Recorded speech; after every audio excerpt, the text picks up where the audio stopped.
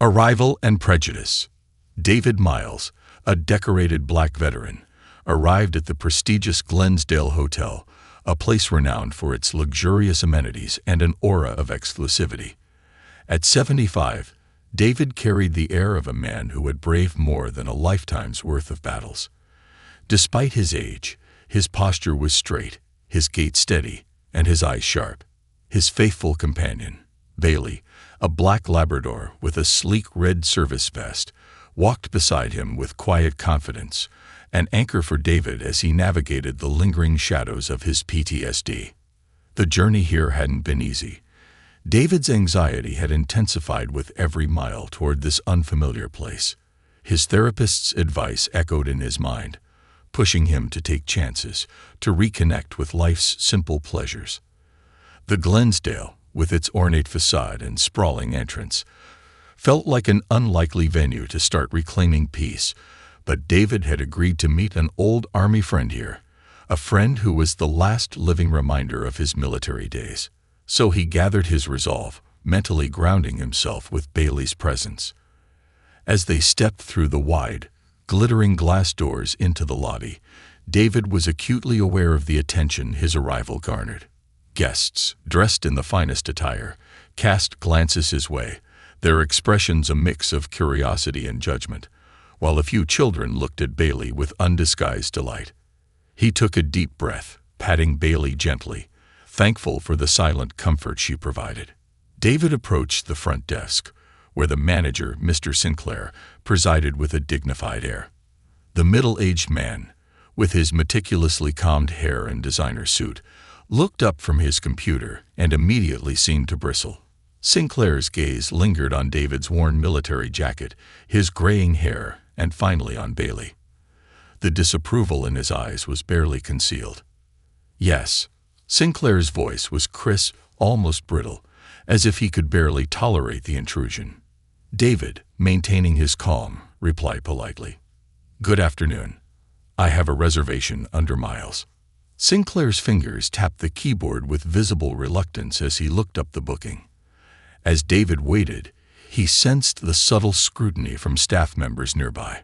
Some whispered while others pointed, perhaps wondering why a man of his appearance, accompanied by a service dog, was at their prestigious establishment. After a few moments, Sinclair looked up, his expression unchanged. "I'm afraid pets aren't allowed here, Mr. Miles. This is a high-standard establishment, not a kennel." David steadied himself, drawing in a slow, controlled breath. "Bailey is not a pet, sir. She's a trained service dog. I have her certification papers here, and according to the Americans with Disabilities Act, she is legally allowed to stay with me." Sinclair's eyes flicked over the papers with impatience, clearly disinterested in the specifics. "This is highly unusual for a place of our caliber," he muttered, reluctantly conceding. "We don't normally accommodate exceptions." The words stung, but David held his composure. He'd learned over the years that dignity was a veteran's armor against a world quick to overlook their sacrifices. Still, each subtle insult chipped away at the sense of peace he'd hoped to find here. Bailey, sensing his tension, pressed her side against his leg, grounding him in the present. Sinclair handed over a key card, his fingers barely grazing David's hand, as if contact itself was distasteful. "Room 302. Do try to keep your dog under control, Mr. Miles. We don't want any disruptions for our other guests." David's jaw tightened, but he managed a courteous nod. "Thank you," he said evenly. Taking the key card, he turned to make his way to the elevator, conscious of the lingering stares and muffled conversations behind him. His footsteps felt heavier with every step, but he reminded himself that he had weathered far worse storms in his life. Inside the elevator, David leaned against the wall, closing his eyes for a moment. His memories drifted back to the battlefields, to the sounds and sights that haunted him even now, decades later. He exhaled slowly, focusing on Bailey, whose quiet presence helped ease the memory's grip. With her, he was never alone, no matter how isolated the world around him felt. As they reached the third floor and found room 302, David opened the door, scanning the modest space. It was smaller than expected, with a view of a brick wall just feet away. A far cry from the elegant surroundings that graced the hotel's advertisements, but he didn't dwell on it. He was here to reconnect with an old friend, to find moments of solace. After unpacking, David sat on the bed, glancing down at Bailey, who looked up at him with unwavering loyalty. "Looks like we'll be sticking together through this, girl," he murmured, scratching her behind the ears. Her eyes closed in contentment, her steady breathing calming him. Deciding he needed fresh air, David and Bailey headed back toward the lobby, planning to explore the outdoor grounds. They passed a few staff members who averted their gaze, the discomfort in their expressions unmistakable. Ignoring them, David focused on Bailey, whose presence reminded him that he had every right to be here. As they neared the doors leading to the hotel's patio garden, David felt a wave of calm wash over him. The garden was quiet, a haven away from the scrutiny of the lobby. But as he took a seat on a bench, closing his eyes to the soft chirping of birds, he couldn't shake the feeling that his stay here would demand more resilience than he'd initially anticipated. Bailey lay beside him, her warm presence a reminder that no matter the obstacles, they faced them together. And together, they would weather whatever came next. Conflict in the open. David settled into the calm of the garden, letting Bailey lay beside him on the cool stone patio. The lush, meticulously maintained greenery of the garden and the soft trickling of a nearby fountain were a rare comfort after the cold reception inside. This was why he had agreed to come, to feel peace, even just for a moment. As he rested, his mind drifted to memories of his service days and the friendships that had endured. His friend, Captain James Hargrove, had been the one to insist on this reunion, reminding David of their pact to always look out for each other. Hargrove had said they could catch up, reconnect with their shared history, and maybe, just maybe, find healing in each other's company. For the first time in years, David felt that life might offer him something beyond the darkness that PTSD so often brought. But his quiet moment was cut short by the voice of a sharply dressed woman emerging from the garden entrance. She was speaking loudly into her phone, her eyes narrowing as they landed on David and Bailey. Her gaze lingered on Bailey with unmistakable disdain.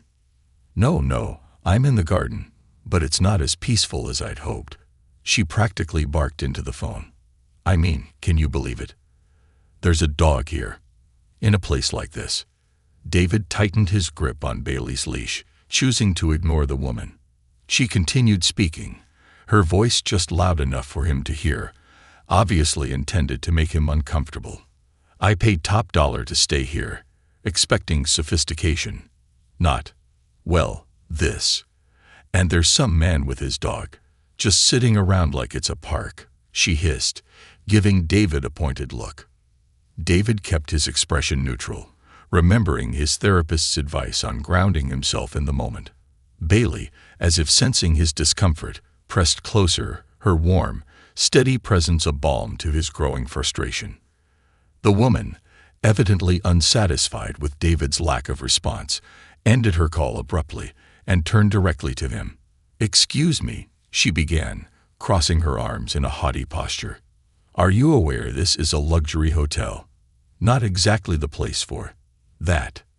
David met her gaze, the years of practiced patience slipping slightly. "This is Bailey," he said, his voice calm yet firm. "She's my service dog, and we're here just as much as you are." She scoffed, as if David's explanation were an excuse rather than a fact. "I'm sorry, but I don't see why a place of this quality should have to make allowances. Shouldn't you be at a more, suitable establishment?" David took a deep breath, reminding himself of his principles. He didn't need to justify his presence to her, nor should he have to. But he was tired, and Bailey was his anchor. He focused on her, the steady weight of her pressed against his side, giving him strength. A manager he hadn't seen before entered the garden, alerted by the commotion. Mr. Everett, an older gentleman with a refined manner, glanced between the woman and David with polite curiosity. "Is there an issue, madam?" Mr. Everett asked, his tone accommodating but professionally distant. "Yes," she said, seizing her chance. "I didn't come here to share space with pets. I paid for peace, luxury, not this." Mr. Everett raised an eyebrow, looking from the woman to David and Bailey. David expected the same resistance he'd faced at the reception desk. But instead, Mr. Everett's expression softened. "Madam," he said with quiet dignity, "I assure you that Mr. Miles and his service dog, Bailey, have every right to be here. I must remind you, we at the Glensdale uphold a policy of inclusion and respect for all guests." His gaze held steady, cutting through her complaints with understated authority. The woman's face reddened, her lips pressed into a thin line. "Well, this is unacceptable," she huffed, spinning on her heels and storming away, muttering under her breath about standards and privilege. David watched her go, a weight lifting from his shoulders. For the first time since his arrival, he felt acknowledged, respected, seen. "Thank you, Mr. Everett," David said, nodding appreciatively. Mr. Everett inclined his head, a slight smile on his face. "It's our pleasure to have you here, Mr. Miles. I apologize on behalf of any discomfort caused by others." "It's a rare kindness," David replied, his words filled with the gratitude he felt. "Thank you, Mr. Miles. Please let me know if there's anything we can do to make your stay more comfortable," Mr. Everett said before excusing himself politely and returning inside. David lingered a while longer in the garden, feeling some of the peace he'd hoped for slowly seeping back into his bones. Eventually, he and Bailey made their way back to the lobby. The tension from earlier had eased, and he was starting to feel that perhaps this stay wouldn't be so arduous after all. As they approached the elevator, a group of younger hotel staff members were conversing near the concierge desk. When David and Bailey passed, they fell silent, their gazes flicking between each other in barely concealed amusement. "Hey, think they have a kennel on the 3rd floor?" one of them whispered, just loud enough for David to catch. Another snickered in response, casting a smirk in David's direction. Though the laughter was quickly stifled, the words settled like a heavy weight in David's chest. Choosing to ignore them, David pressed the elevator button, focusing on Bailey's calm demeanor, but the familiar tightness returned, a reminder that peace was often elusive. When the elevator arrived, he entered with Bailey, his face composed but his mind grappling with frustration. Once back in the privacy of his room, David sat on the edge of the bed, his hands shaking slightly. Bailey sat beside him, her gaze steady, grounding him in the present moment. He reached down, rubbing her ears, her warm fur a comfort. "I thought maybe things had changed," he murmured to Bailey, his voice low. "Maybe people had learned to see us, to respect us. Guess I was wrong." Bailey nudged his hand, and he felt a surge of warmth, a reminder that he had her unwavering support. Just as he was beginning to relax, a loud knock came at the door. David tensed, the knock jarring him from the calm he was trying to reclaim.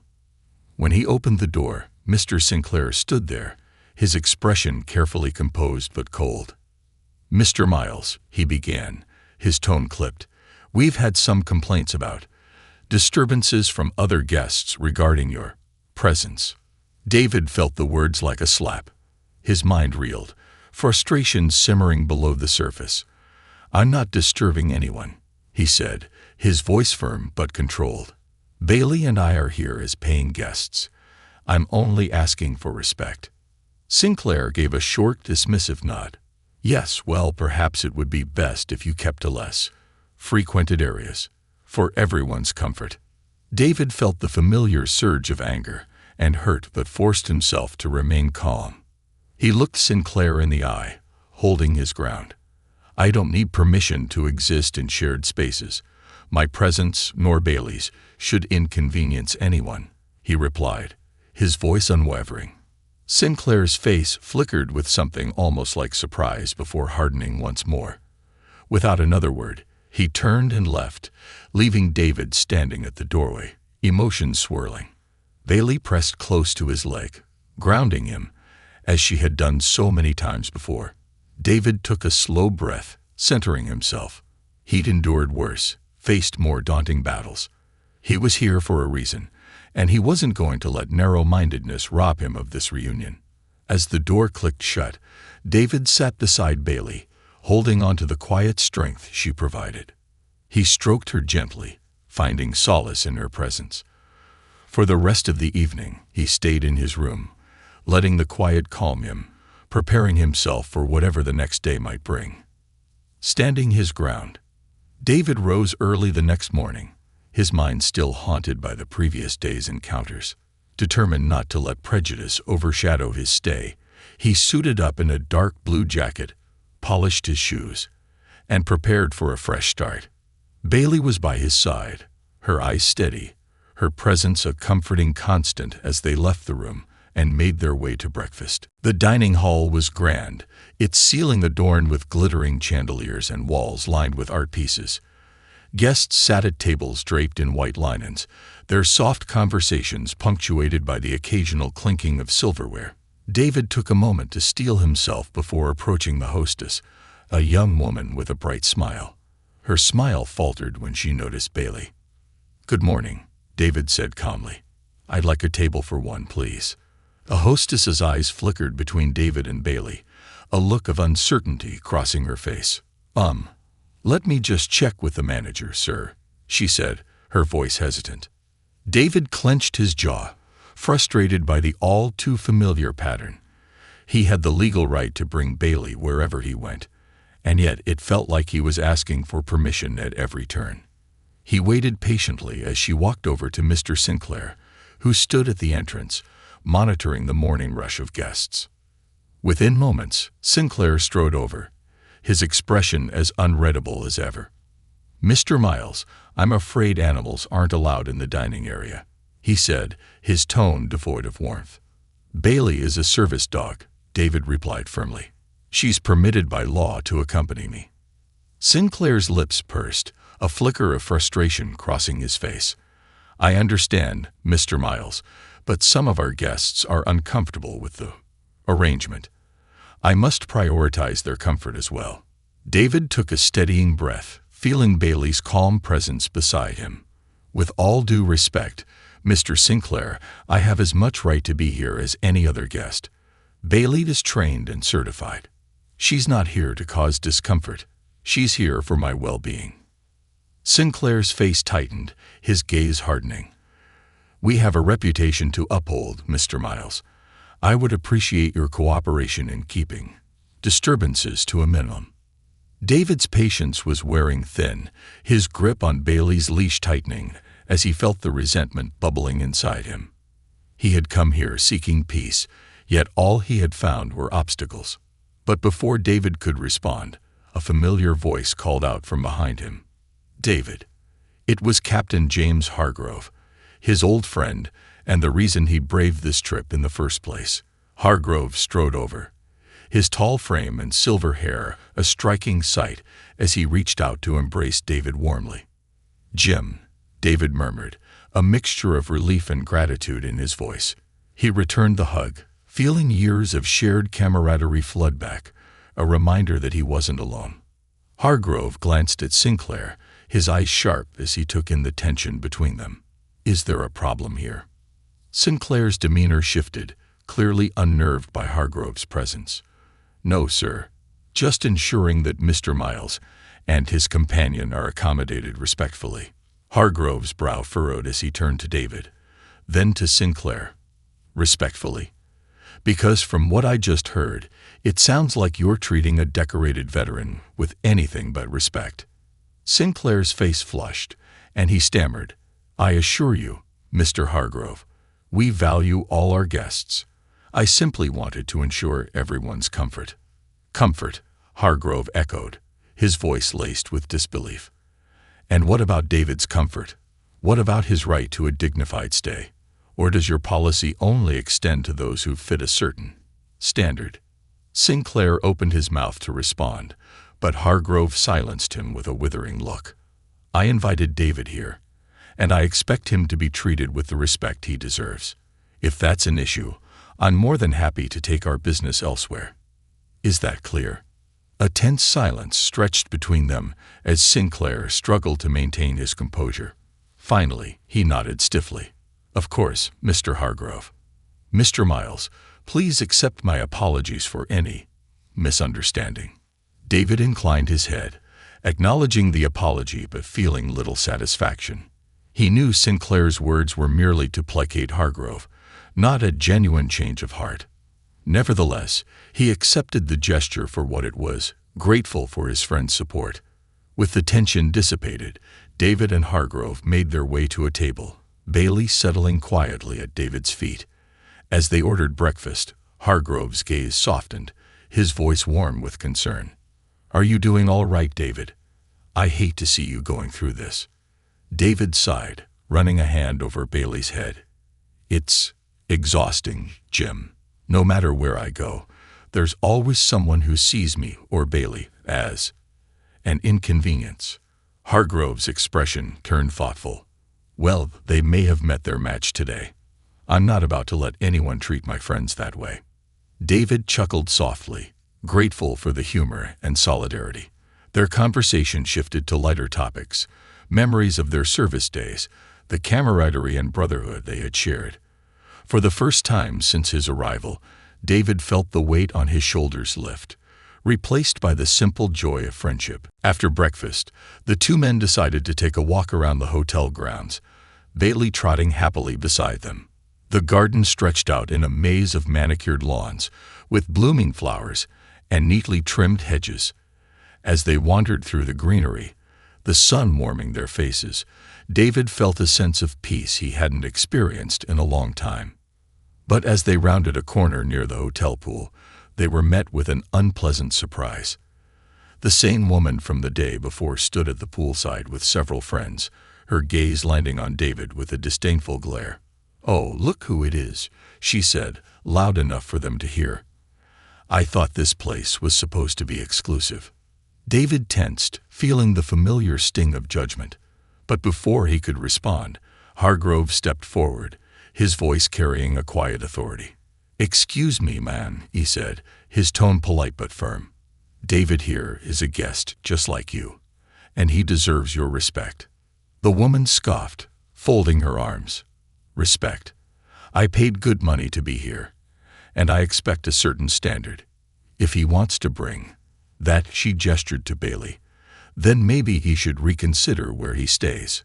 Hargrove's expression darkened, his eyes narrowing. "I'm afraid you misunderstand what this place is meant to represent. A standard isn't about excluding others, ma'am. It's about welcoming everyone, regardless of background or the challenges they face. I'd suggest you keep that in mind."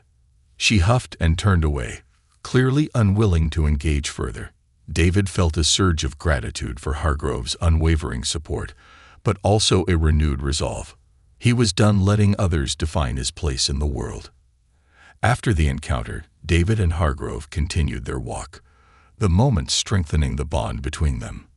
They spoke of old friends, of lost comrades, and shared stories of their lives since the service, finding solace in the understanding that only those who had seen battle could truly share. By the time they returned to the hotel, the tension had faded, replaced by a sense of quiet pride. David knew that prejudice would always be a part of his reality, but today had shown him that he didn't have to face it alone. As he and Hargrove parted ways for the day, David returned to his room with Bailey, feeling lighter, stronger.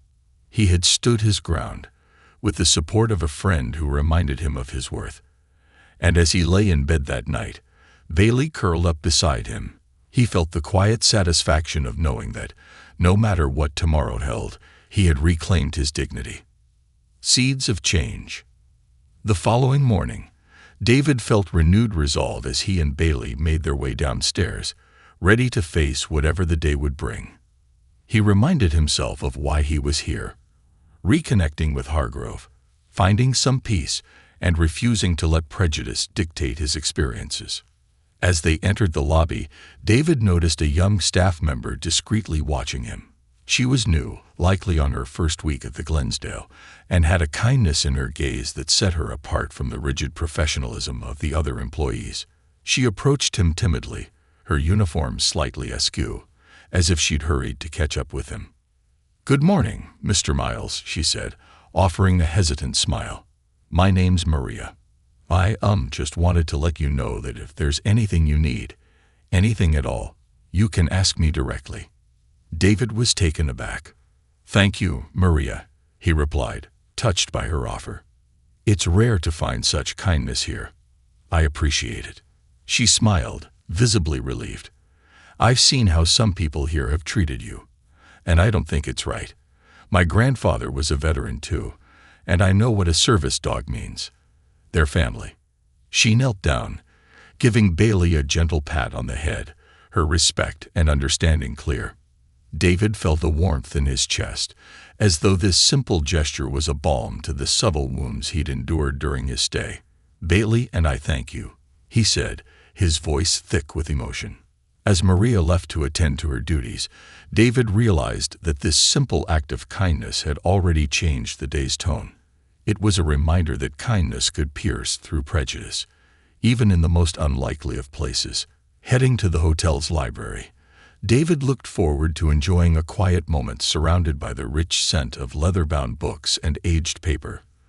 The library was a beautiful, expansive room with high, arched windows that let in streams of natural light, illuminating rows of bookshelves filled with volumes on everything from philosophy to history. Bailey settled beside him as he selected a book, his mind wandering between its pages and the events of the last few days. But before long, the quiet was interrupted by the familiar voice of Mr. Sinclair. David braced himself, expecting another confrontation. "Mr. Miles," Sinclair said, a forced smile stretching across his face. "Good morning. I see you've discovered our library. Do let me know if I can assist you." David looked up, feeling an odd shift in Sinclair's demeanor. His tone wasn't exactly warm, but it was far from the icy hostility of before. David wondered if Hargrove's words from the previous day had left an impact. "Thank you, Mr. Sinclair," David replied cautiously. "I'm just here for a bit of peace and quiet." Sinclair cleared his throat, clearly wrestling with something internally. "Yes, well, we at the Glensdale are committed to adapting where necessary. It has come to my attention that perhaps we could improve our approach to accommodating diverse needs." His words were stilted, as if each one were plucked from a carefully rehearsed script. David tilted his head, studying Sinclair. It was a small step, perhaps more for Sinclair's benefit than his own, but David chose to meet it with grace. "I appreciate that, Mr. Sinclair. I imagine this environment doesn't often bring many veterans with service dogs," he said, a faint, knowing smile on his face. Sinclair's shoulders relaxed slightly, as if relieved David hadn't met his comment with outright hostility. "You're correct, Mr. Miles. I suppose we could do better in our understanding of exceptional circumstances." David nodded, feeling an unexpected glimmer of empathy for Sinclair. It wasn't forgiveness exactly, but an understanding that prejudice could be unlearned, even in those reluctant to change. "It's never too late to learn," David said gently. Sinclair nodded, offering a stiff but respectful farewell before retreating back to the sanctuary of his office. David was left feeling strangely lighter, as though he'd shifted a weight not only off his own shoulders, but perhaps Sinclair's as well. Later, as David took Bailey for a walk through the lobby, he felt the curious gaze of the guests he passed. But this time, it didn't feel quite so judgmental. The younger staff members who'd mocked him the day before were now more subdued, their laughter and whispers replaced by quiet acknowledgement. In the afternoon, Hargrove arrived, suggesting they spend some time in the city. The two veterans walked along the bustling sidewalks, visiting a nearby park and enjoying the freedom of open space. The day was filled with laughter, camaraderie, and the kind of joy that only comes from reconnecting with someone who understands the unspoken burdens they both carried. As the sun began to set, they returned to the Glensdale, weary but content. Stepping back into the lobby, David felt an undeniable shift in the air. Even Sinclair gave him a polite nod from across the room. But the real surprise came when David and Hargrove decided to have dinner at the hotel's main dining room. As they were seated, David noticed Sinclair speaking with the staff, and for the first time, there seemed to be a purposeful attempt to make him feel welcome. Maria, the kind-hearted young staff member from earlier, was their server. She treated David with the utmost respect and even made a point to bring Bailey a small bowl of water, placing it discreetly under the table. Her kindness did not go unnoticed by the other guests, who whispered amongst themselves but refrained from further disapproval. Throughout the meal, David felt more at ease than he had in years. The sense of being an outsider had faded, replaced by the camaraderie of sharing this space with his friend and an unexpected level of acceptance. It was a subtle shift, but a profound one, and David was quietly grateful for it. As they finished their meal, Hargrove leaned over, his voice warm. "You've done more than just hold your ground here, David. I think you might have changed a few minds." David nodded thoughtfully, feeling the truth of Hargrove's words. It wasn't in grand gestures but in small moments, like Maria's kindness or Sinclair's hesitant attempts to show respect. He realized that sometimes the greatest strength lay in simply existing with dignity, letting one's presence speak louder than words. When the meal ended, David and Bailey retreated to their room, contentment settling over him like a soft blanket. He had come to this hotel expecting to find only discrimination and hostility, but he had found allies instead. He realized that in standing firm, he had not only protected his own dignity, but had inspired change, however slight, in the hearts of others. Before he went to bed, David took a moment to stand by the window, gazing out at the city lights. He felt Bailey lean against his leg, her steady presence a reminder of all they had been through together. They had weathered another storm, one different from those on the battlefield, but equally important. He knelt beside Bailey, resting a hand on her head as he looked into her patient eyes. "Thank you, Bailey," he whispered, his voice filled with gratitude. "I couldn't have done any of this without you."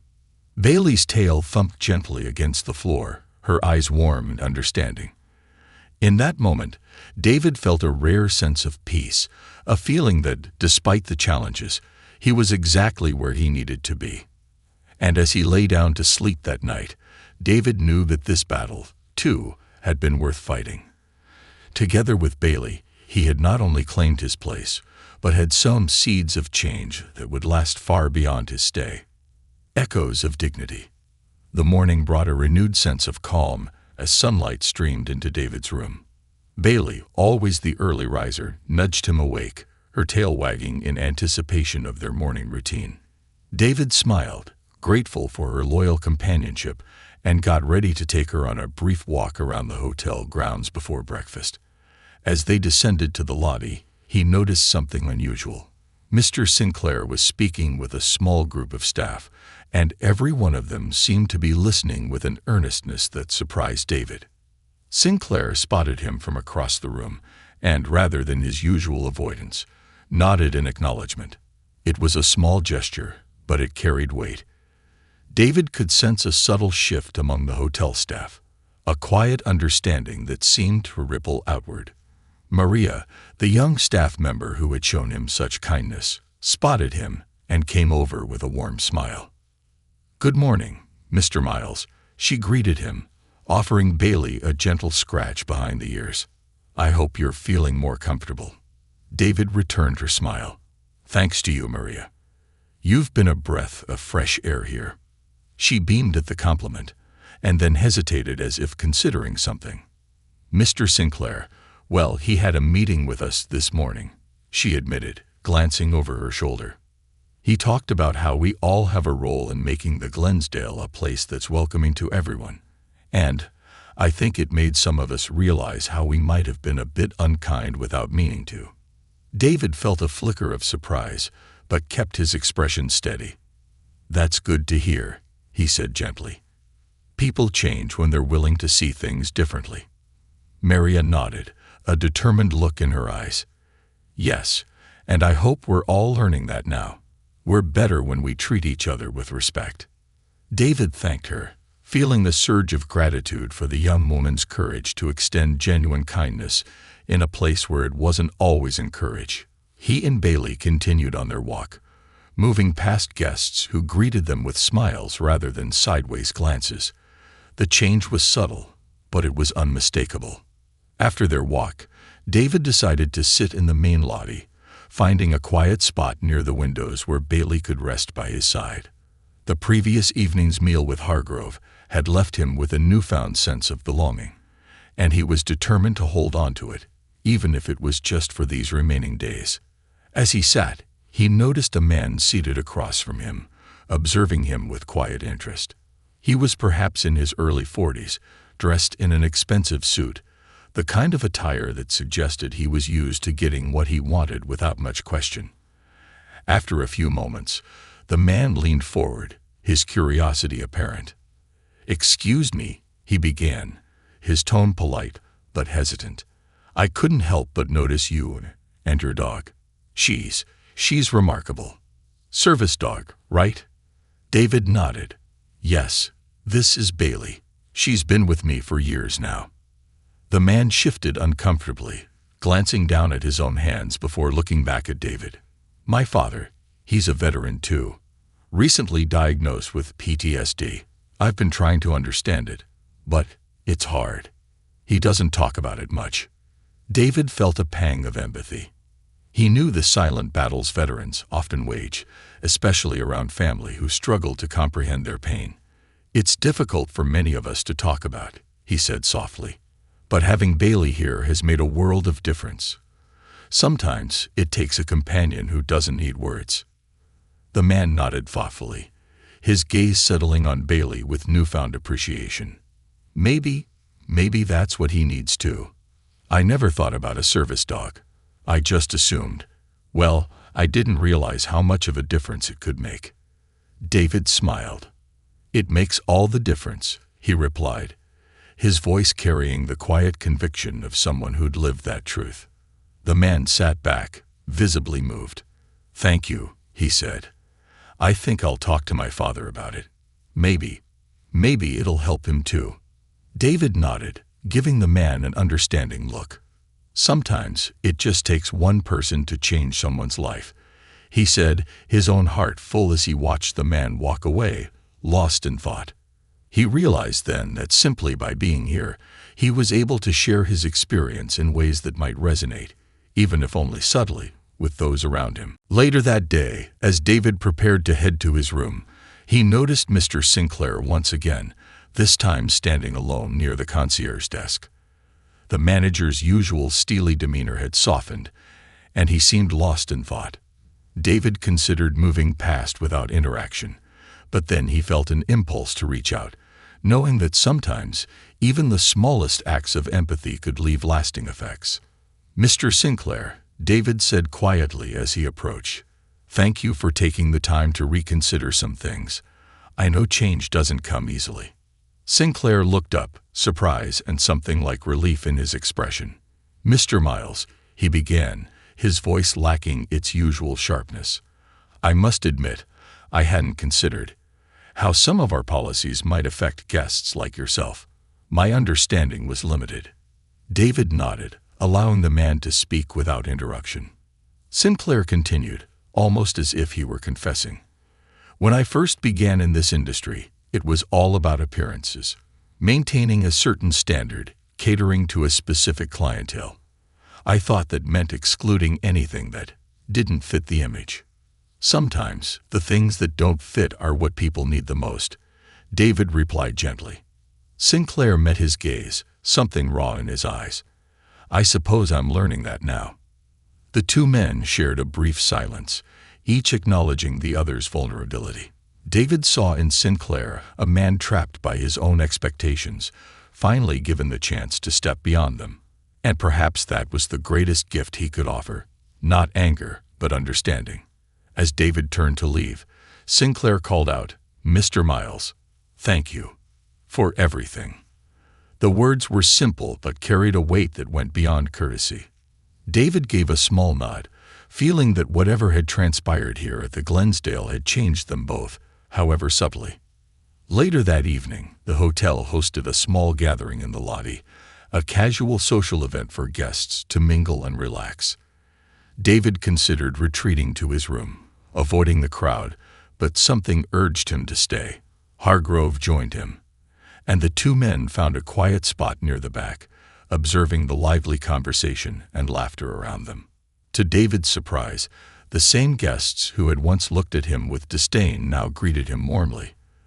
The woman from the garden, who had been so openly dismissive of Bailey, even approached with an awkward but genuine smile.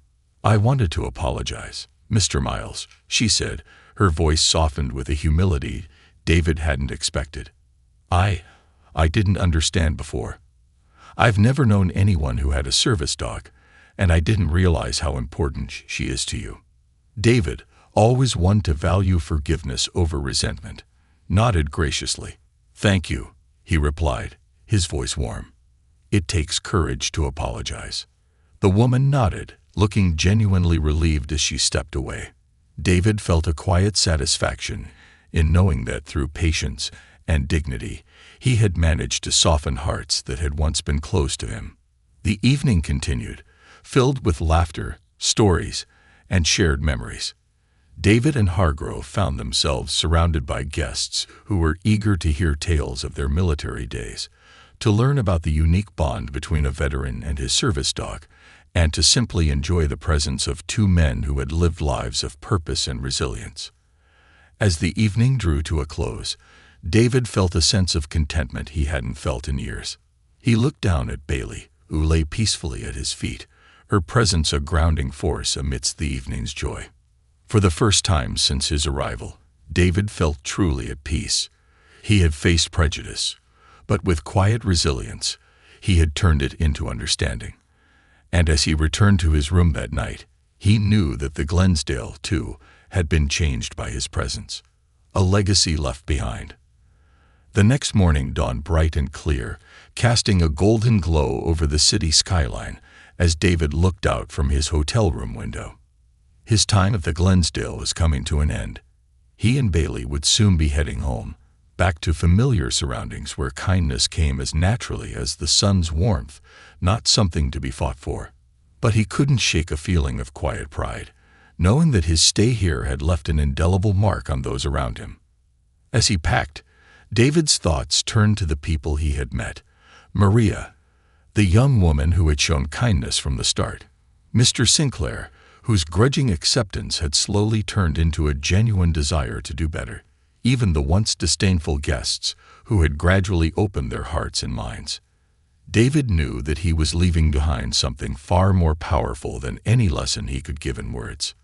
Bailey sensed the change, watching David with her gentle, steady eyes as he folded his belongings. She, too, seemed to understand that their journey here had been about more than just finding peace.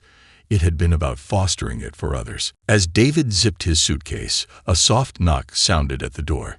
He opened it to find Maria standing there, holding a small wrapped package in her hands. I wanted to give you something before you go, Mr. Miles," she said, a shy smile lighting her face. She held out the package, her hands trembling slightly. Curious, David accepted the gift, unwrapping it carefully. Inside was a framed photo of himself and Bailey that Maria must have taken during one of his quiet moments in the lobby. The photo captured him mid-laugh, his hand resting on Bailey's head as she looked up at him with her usual loyal devotion. The image was candid, pure, and profoundly moving. For David, it captured not just a moment, but a testament to the resilience he and Bailey shared. "Thank you, Maria," he murmured, his voice thick with gratitude. This means more than you could know." Maria looked down, clearly touched. "You've shown us all something special, Mr. Miles, about kindness and understanding, and about not letting the world decide your worth. You've changed this place. We'll miss you." David placed a gentle hand on her shoulder. "Remember, Maria, change doesn't come all at once. It's in the small steps. You took the first one, and that's how it all started." She nodded, and they shared a quiet, meaningful silence. Finally, with a last grateful smile, Maria left, leaving David and Bailey alone once more. A short while later, David made his way down to the lobby, his suitcase in one hand, Bailey trotting beside him. As he entered, he was surprised to see a small gathering of staff waiting to bid him farewell. The sight of Mr. Sinclair, Maria, and several other employees warmed his heart, though he hadn't expected anything like this. Mr. Sinclair stepped forward, clearing his throat. His expression was solemn, his usual guarded demeanor softened in a way David hadn't seen before. "Mr. Miles," Sinclair began, his voice steady, "I wanted to thank you for your patience during your stay with us, and for teaching me that inclusivity is more than just policy. It's about seeing every guest, every person, with the respect they deserve." David offered him a small, understanding smile. "Thank you, Mr. Sinclair. I know change isn't easy, but you took that step, and it's made all the difference." Sinclair nodded, his gaze dropping briefly as he seemed to struggle with his own emotions. "I want you to know that I'm implementing new training for our staff," he said. "Sensitivity training, particularly when it comes to veterans and service animals. You and Bailey have opened our eyes, and I intend to make sure this hotel reflects the dignity you both embody." David felt a wave of pride, not for himself, but for the journey he'd witnessed in others. It was a testament to how even small moments of courage and kindness could ripple outward, changing hearts and minds in ways he hadn't anticipated. As Sinclair stepped back, several of the staff came forward to shake David's hand, each expressing their gratitude in their own way. Maria hugged him, and David sensed in her embrace a silent promise to carry on the legacy of respect and compassion he had ignited.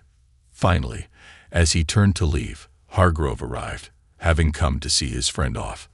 They clasped hands, both men standing in mutual respect, forged through shared experiences and quiet understanding. "Thank you for being here, Jim," David said, his voice thick with gratitude. "I don't know if I could have done this without you." Hargrove smiled, his eyes bright with pride.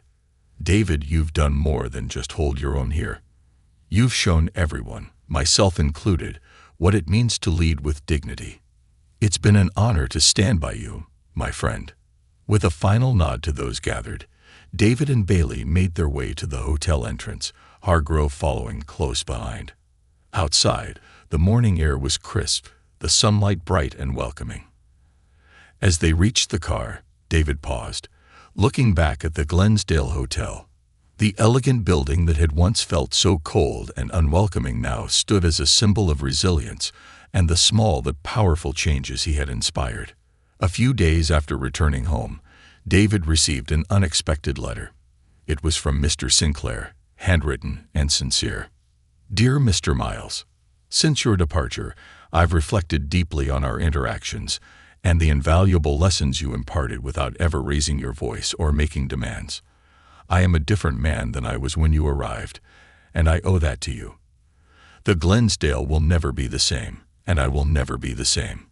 We are moving forward with new policies and a new perspective on what it means to serve our guests. If you ever find yourself in our city again, know that the Glensdale Hotel is honored to welcome you, not merely as a guest, but as a friend. With sincere respect and gratitude, Mr. Charles Sinclair." David read the letter in silence, a slow smile forming on his face. He set it down and reached for Bailey, who rested faithfully by his side. Stroking her head, he whispered, "We did it, Bailey. One small battle, one small change." Bailey's tail wagged, her quiet understanding a balm to his heart.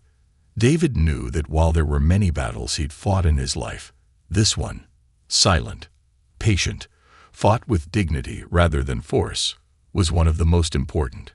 Together, he and Bailey had stood their ground, quietly transforming a place that once rejected them into one that welcomed them with open hearts.